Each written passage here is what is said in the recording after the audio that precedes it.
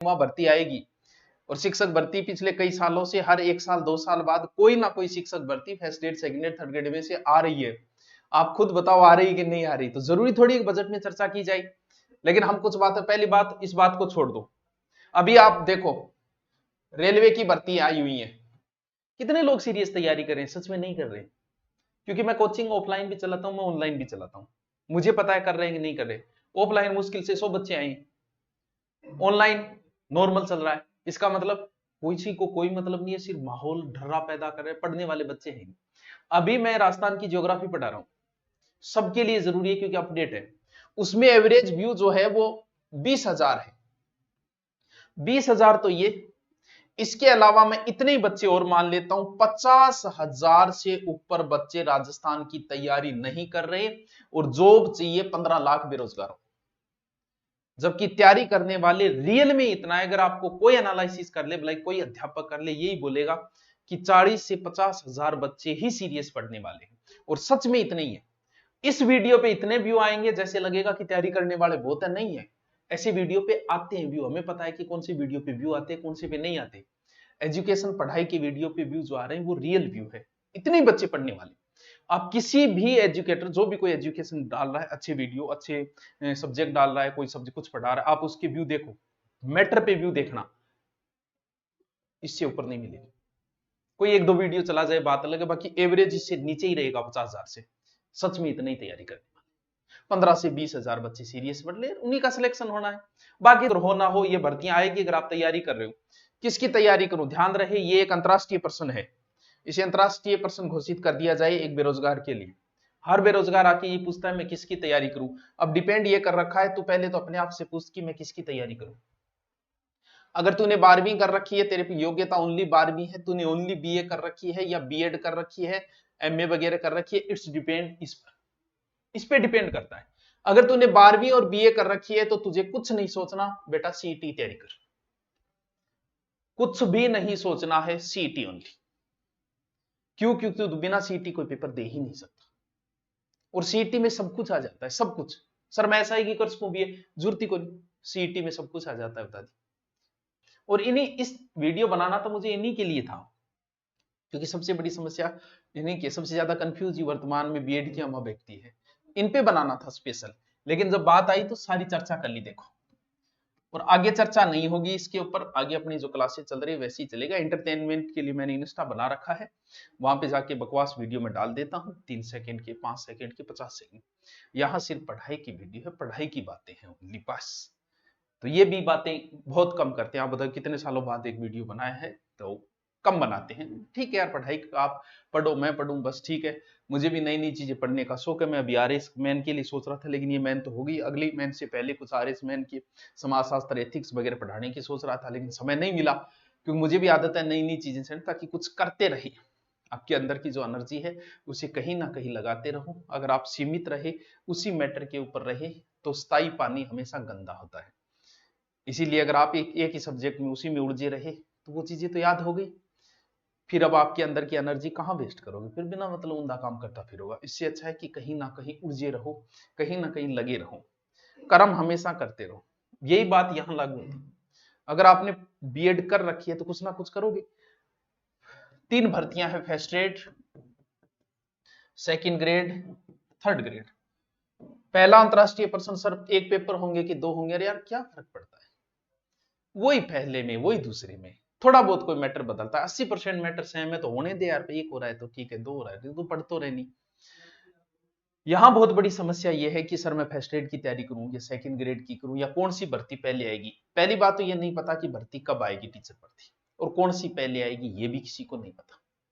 बस अब भी करके देता हूं, अब भी करके देता हूं। वो एक फिल्म में जॉनी लीवर से वो रोलर ठीक करने के लिए बुलाते हैं ना, बोले कब ठीक करके देगा, बोले अब भी करके देता हूं। यही हालत हमारे शिक्षा मंत्री जी, इनसे को भर्ती, बोले अब भी निकालता हूं। अब इनको सच बात है कि इनको खुद को, इनकी जो पोस्टें मैं देखता हूं तो मुझे लगता है इनको खुद को नहीं पता कि मैं शिक्षा मंत्री हूं, जहां तक मुझे लग रहा है। तो इनको खुद को ही नहीं पता है। आएगी, हर 1-2 साल बाद इनमें से कोई एक भर्ती आपके सामने से निकल जाती है और आती है, ये फिक्स है कि आनी है। कब आए कोई जरूरी नहीं, बजट में इसकी चर्चा हुई कि नहीं, आनी है, 1-2 साल बाद आनी है। अगर आपका सब्जेक्ट सेम है, जैसे मान लो कि आपका सब्जेक्ट अच्छा है, जैसे हिंदी, हिंदी से आप अगर पहले पिछली साल अच्छी तैयारी किसी की तो कुछ नहीं सोचना है, उसी में लगे रहो। भले भर्ती किसी की आए, आप उसी में लगे रहो, आप तैयारी करते रहो। दूसरी बात, कुछ नए बच्चे हैं तो उनकी समस्या होती है, वो उनको थर्ड ग्रेड में भर्ती ज्यादा दिखती है तो उधर कूद जाते हैं, फिर सेकंड ग्रेड की दिखती है तो इसमें कूद जाते हैं, फिर एमए की हुई है तो यहाँ कूद जाते हैं। अगर सब्जेक्ट अच्छा है आपका तो मेरा मानना है कि आप तैयारी करो।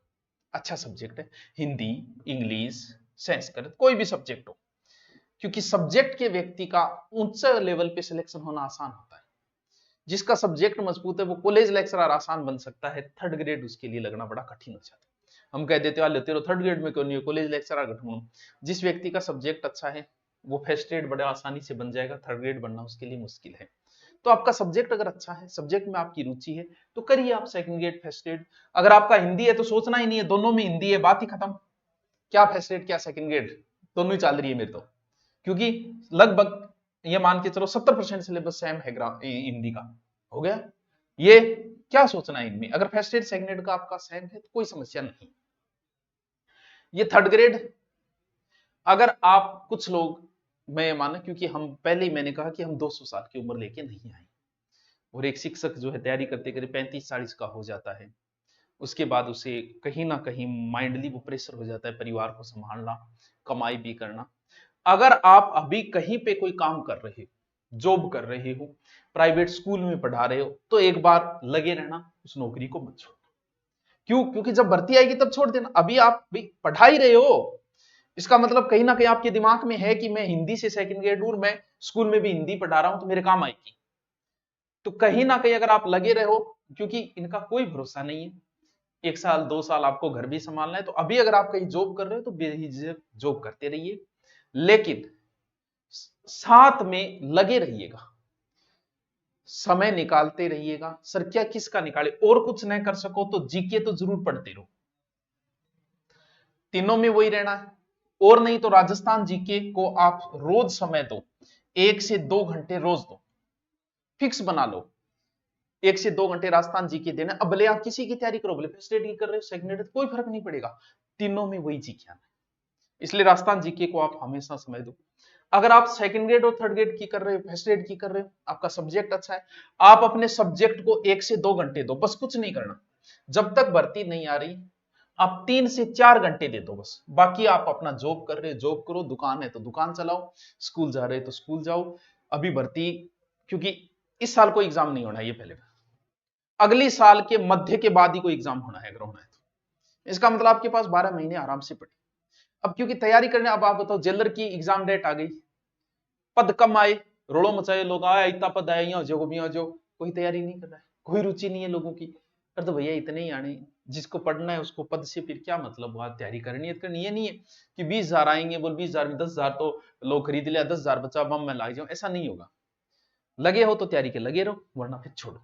क्यों? क्योंकि आपकी उम्र बता दिया 300 साल नहीं है, बहुत छोटी उम्र है, इस उम्र में कुछ करना है। आप ये नहीं पद देख के मत करो, वो आप पूरी तरीके से पढ़ाई बंद कर दो, जॉब करिए, प्राइवेट जॉब करिए। सरकार का भी यही मानस है, सबसे ज्यादा इसमें स्किल पर ध्यान दिया गया है, सरकार स्किल डेवलपमेंट की सोच रही है, डिग्रियों से ज्यादा डिप्लोमों की ओर सरकार जा रही है। कुछ ऐसा आपको दिया जाए स्किल की आप कुछ रोजगार कर सको, क्योंकि सबको सरकारी नौकरी नहीं दी जा सकती। ये जो कहा है 5 लाख, बेझिझक जुमला है, 5 लाख सरकारी नौकरी नहीं दी जा सकती है, असंभव है, ये मुंह से निकाल दिया, राजा है कुछ भी निकाल सकता है, वो एक अलग चीज है, ऐसा असंभव है। स्किल में ऐसे करके वो 5 लाख जॉब दिखा दी जाएंगे बस, बाकी जॉब है मुश्किल से सरकारी नौकरी में 1 लाख ही होगी 5 साल के अंदर, इतनी सी ही निकलेगी। वो 5,000 पुलिस की हो जाएगी, 800 उसमें ये हो जाएगी, 15-20,000 ग्रेड की हो जाएगी, बाकी 3,000 पटवारी, ऐसे करके 5 साल में मुश्किल से निकलेगी 1 लाख भर्तियां। वो 1 लाख में आपको होना है, जिसमें किसी में 500 पद होंगे, किसी में 5,000 पद होंगे, ये आप पे डिपेंड है। ये दो चीजों का अब तैयारी करने वाला, अगर आप या तो घर संभालते हो, बाल बच्चे हैं, कोई महिला है, या फिर आप नौकरी कर रहे हो, ये समय निकालना उसके लिए बड़ा कठिन होता है। मैंने आज तक जिन लोगों को देखा नौकरी के साथ वो दूसरी तैयारी की, जैसे किसी कांस्टेबल ने एसआई की आरएस की, उन्होंने तैयारी कैसे की, उन्होंने अपनी एक आदत जो डाली ना, वो सुबह पढ़ाई की डाली, ये बड़ा इंपॉर्टेंट है। अगर आपको इस चीज की, क्योंकि लगभग लोग जो है ना, 90% लोगों को रात को पढ़ने की आदत होती है, वो कोई गलत नहीं है, वो तब गलत नहीं है जब आप बेरोजगार हो। तो रात को पढ़े, दिन में सो लिए, कोई बात नहीं, इससे कोई फर्क नहीं पड़ेगा। लेकिन मान लो कि आप इस स्थिति के अंदर आ चुके हो कि आज आपको जॉब भी करना है, आपको 9 बजे ड्यूटी भी जाना है, 5 बजे वापस भी आना है, और ड्यूटी करके वापस आने के बाद पढ़ाई का कभी मन नहीं रह पाता, आदमी की इतनी थकावट आ जाती है मानसिक शारीरिक की पढ़ाई नहीं कर पाता। फिर वो रात में, बेरोजगार थे तब वो रात में कर लेता था, 11 1 2 बजे तक कर लेता, लेकिन अब करना मुश्किल है।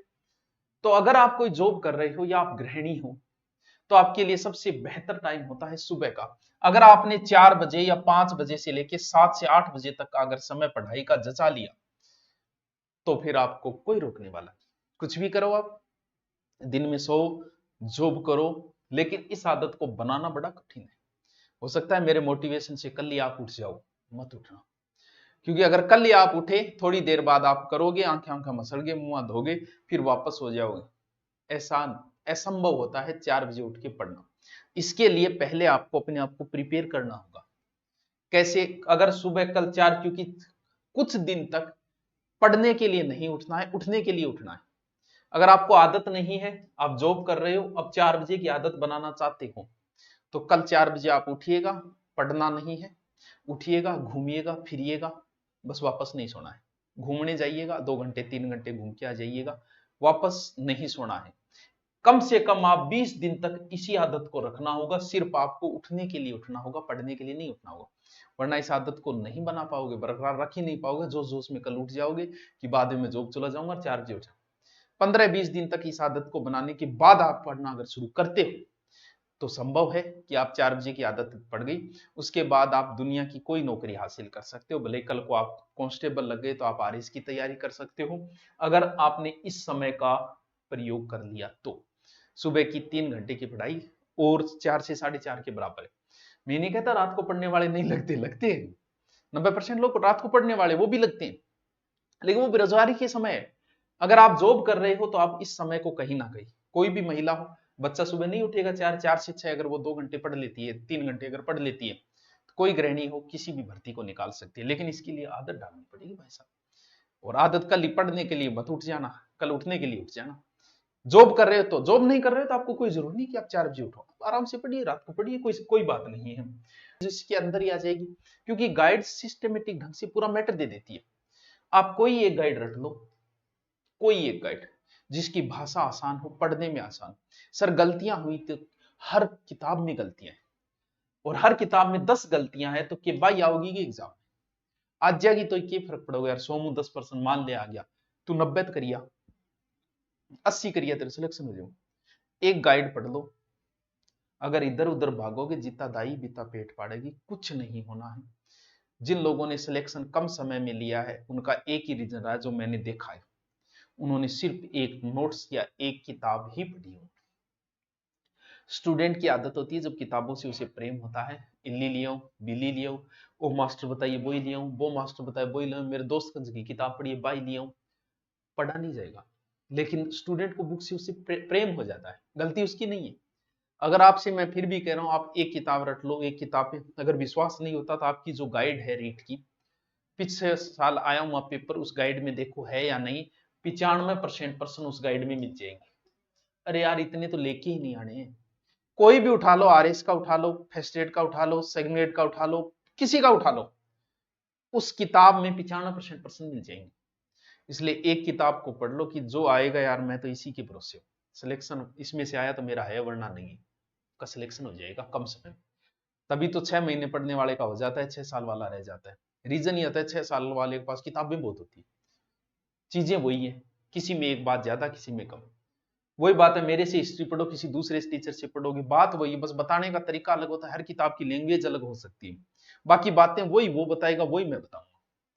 किसी में एक बात कम है, किसी में एक बात ज्यादा है, और कोई अंतर नहीं है। किताब जो जचे। ऑनलाइन ऑफलाइन वही बात, आपको आदत अगर पड़ गई तो ऑनलाइन ऑफलाइन में से शुरुआत में थोड़ी जरूरी होती है। आप पहली बार कर रहे हो तो कहीं ऑफलाइन भी कर सकते हो, ऑनलाइन भी कर सकते हो, ये आपकी मर्जी है। और इससे कोई ज्यादा 1500-2000 रुपये ऑनलाइन से कोई ज्यादा फर्क नहीं पड़ने वाला है। एक आदत गिरने के लिए ये अध्यापक वही है जो आपकी विषय में रुचि पैदा करे।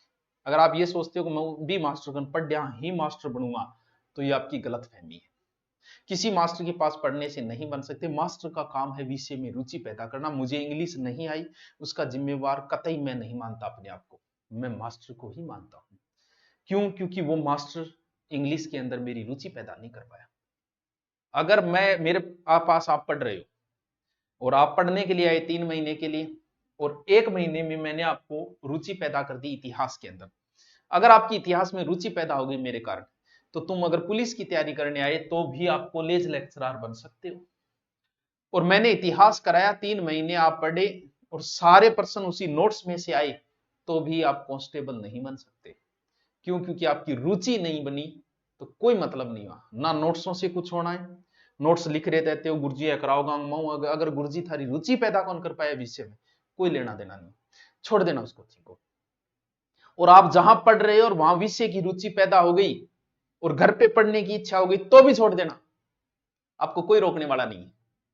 मास्टर का काम है विषय में रुचि पैदा करना, सिलेक्शन देना कतई नहीं है। अगर मेरे पढ़ाने से आपको उस विषय में रुचि पैदा हो गई तो आप कुछ भी बन सकते हो, कॉलेज लेक्चरर बन सकते हो। और मैंने सब कुछ करवाया, आपकी रुचि पैदा नहीं हुई, तुम कोई भी पशु परिचर भी नहीं बन सकते। इसलिए आप देखो कि जिस अध्यापक के पास पढ़ रहे हो उस विषय को घर आके पढ़ने का मन करता है या नहीं करता।